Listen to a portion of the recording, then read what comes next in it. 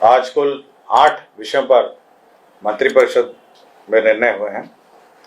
सर्वप्रथम बिहार बायोफ्यूल्स उत्पादन प्रोत्साहन नीति 2023 की स्वीकृति दी गई है।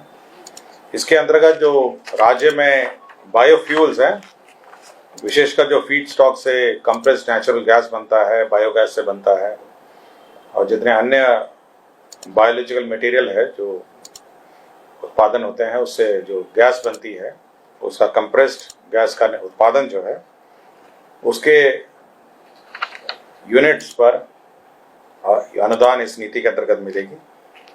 इसमें 15% है कैपिटल सब्सिडी और अधिकतम 5 करोड़ है, और महिला, अनुसूचित जाति, अति पिछड़ा के लिए 15.75, अधिकतम 5.25। तो इस नीति के अंतर्गत सभी को जो 2016 की औद्योगिक प्रोत्साहन नीति है, उसके अंतर्गत अनुदान दिया जाएगा। तो इस नीति का आज स्वीकृति दी गई है।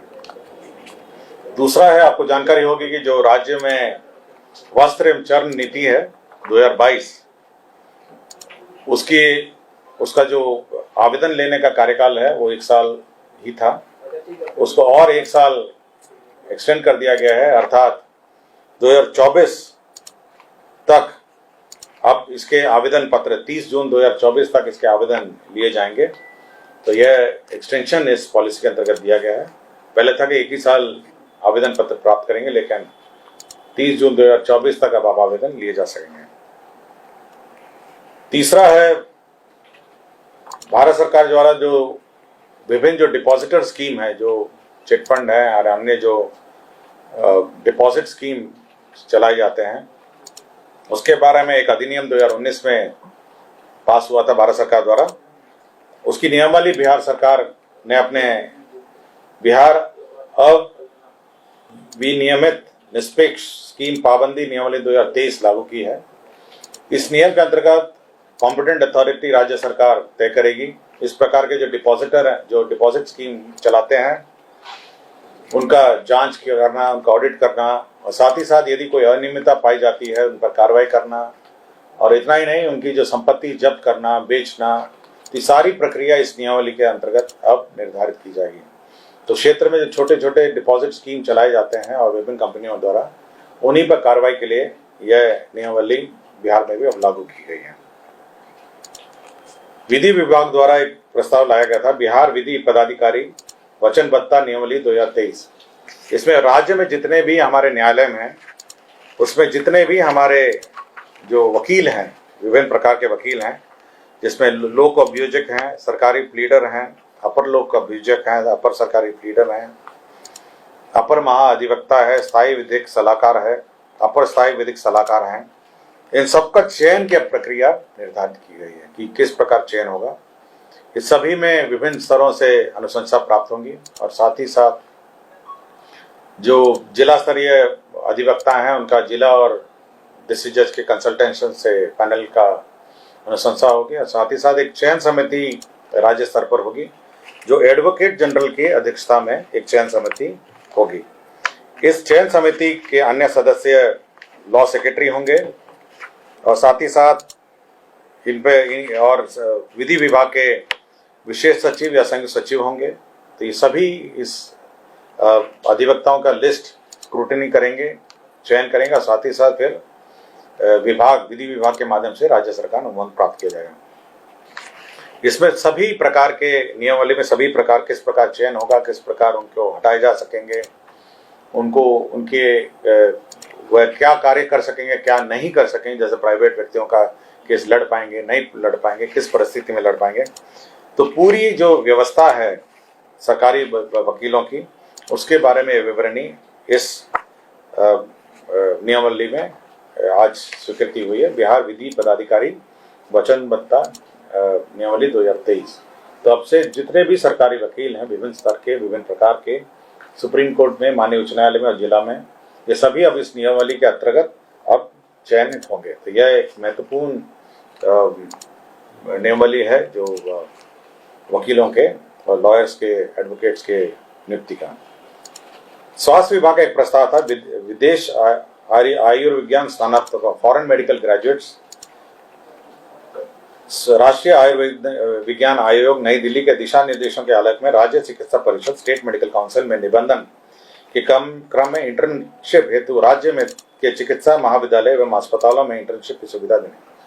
तो राज्य में जो आपको याद होगा कोरोना में बहुत सारे विदेश से स्टूडेंट्स राज्य लौट आए थे और पूरे देश में लौट आए थे। तो विभिन्न राज्यों में यह व्यवस्था की गई है, जो राज्य जो चिकित्सा महाविद्यालय हैं वहाँ पे इनका इंटर्नशिप की व्यवस्था हो। और इसकी एक सीमा भी है, 7.5% जो टोटल इंटर्नशिप है उसके अंतर्गत ही 7.5% के अंतर्गत लिमिट के अंतर्गत ही लिए जा सकते हैं। कोई भी व्यक्ति इंटर्न से पैसा नहीं लेगा जो मेडिकल कॉलेजेस हैं। और राज्य सरकार अपने कॉलेजेस में जो विभिन्न इंटर्न्स को पैसा देती थी, मानदेय जो है वह इनको भी देय होगा। तो एक महत्वपूर्ण निर्णय है जो अन्य देशों से जो कोरोना काल में वापस हमारे मेडिकल ग्रेजुएट्स देश आ गए थे उनके लिए ये व्यवस्था की गई है। 3 पद सृजन के प्रस्ताव हैं, जिसमें वित्त विभाग में राष्ट्रीय बचत कार्यालय में जो आशुटंक के पद हैं उनको 6 पद को प्रत्यापित करके 8 आशुलिपिक के 2 पद को समायोजित करते हुए ये पद सृजन का प्रस्ताव है। फिर बिहार वास्तुविद सेवा नियमावली 2014 में संशोधन किया गया है, उनकी नियुक्ति प्रक्रिया में संशोधन किया है। जो कॉन्ट्रैक्ट संविदा पे कार्यरत थे ये जो वास्तुविद थे उनको 25% का वेटेज का प्रावधान किया गया है। भवन निर्माण विभाग लिमिटेड के अंतर्गत 5 पदों का सृजन है और आशुलिपिक के अनावश्यक 53 पदों को विलंबित किया गया है। तो 3 विभाग के पद सृजन है। और नियमावली में आपके फॉरेन मेडिकल ग्रेजुएट्स के इंटर्नशिप का है। बिहार विधि पदाधिकारी के वचनबद्धता नियमावली यह एक नियमावली है कि बिहार में जो छोटे छोटे डिपॉजिट स्कीम है उसकी नियमावली है। और चर्म नीति और वस्त्र नीति जो है उसका एक्सटेंशन है। और बिहार बायोफ्यूल्स प्रोत्साहन नीति स्वीकृति है। 15% और 5 करोड़ और क्या SC/ST में वो छूट है ना, वो एडिशनल है, उसमें 15.75% होगा और 5.25 करोड़। तो थोड़ा सा उसमें एडिशनल 5% का SC/ST अनुसूचित जाति, अनुसूचित जनजाति, पिछड़ा वर्ग, महिला, दिव्यांग, इन सभी के लिए। एसिड अटैक है, थर्ड जेंडर है, जो स्टैंडर्ड 2016 के जो नियमावली है पॉलिसी उसके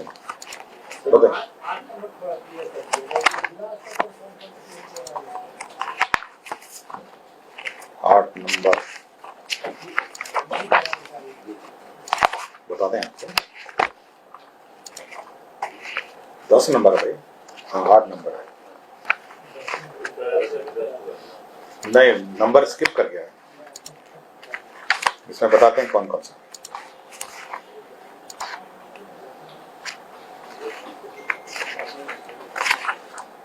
देखिए कैटेगरी ऑफ लॉ ऑफिसर मैं पढ़ देता हूँ। हाई कोर्ट के हैं, एडिशनल एडवोकेट जनरल है हाई कोर्ट के, गवर्नमेंट एडवोकेट हैं, गवर्नमेंट प्लीडर हैं, स्टैंडिंग काउंसिल है, पब्लिक प्रोसिक्यूटर हैं, एडिशनल पब्लिक प्रोसिक्यूटर है, additional public prosecutor senior panel है। ये हैं आपके पटना हाई कोर्ट के। उसी तरह जो सुप्रीम कोर्ट के हैं उसमें एडिशनल एडवोकेट जनरल है, स्टैंडिंग काउंसिल है, एडिशनल स्टैंडिंग काउंसिल हैं। और जिले के जो हैं पब्लिक प्रोसिक्यूटर हैं, गवर्नमेंट प्लीडर हैं, एडिशनल पब्लिक प्रोसिक्यूटर हैं और एडिशनल गवर्नमेंट प्लीडर।